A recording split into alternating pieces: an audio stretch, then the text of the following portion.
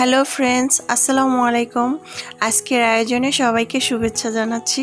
আজকে আমি একটি রেসিপি নিয়ে চলে আসলাম, সেটা হচ্ছে বাংলাদেশের ঐতিহ্যবাহী বিবিখানা পিঠা। এই পিঠাটা যে একবার খাবে তার বারবার খেতে মন চাইবে।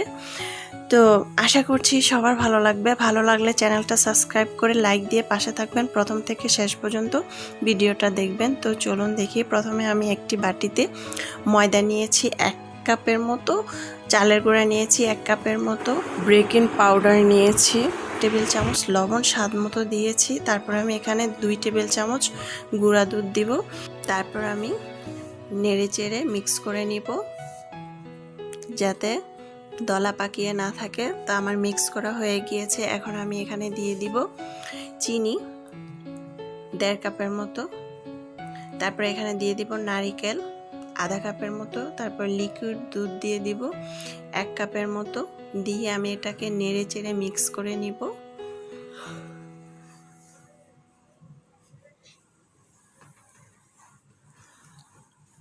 খুব ভালোভাবে মিক্স করতে হবে। তারপর আমি এখানে দিয়ে দিব 2 কাপের মতো তাল।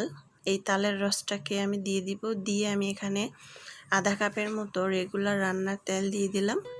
তারপর আমি ভালোভাবে এটাকে নেড়ে চেড়ে একটা গোলা তৈরি করে নিব। এই যে এভাবে খুব সুন্দর হয়েছে গোলাটা।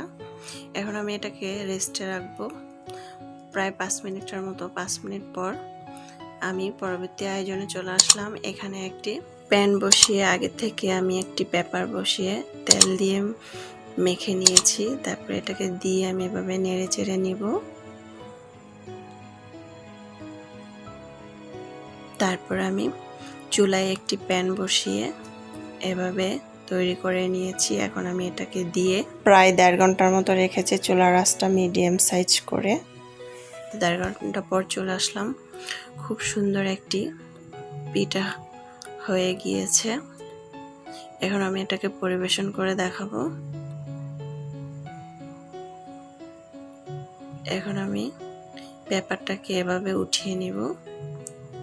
খুব মজার তুলতুলে একটি পিঠা হয়ে গেল। দেখতে খুব সুন্দর লাগছে, খেতে তো আলহামদুলিল্লাহ। তালের বিবিখানা পিঠাটা হয়ে গেল নরম তুলতুলে।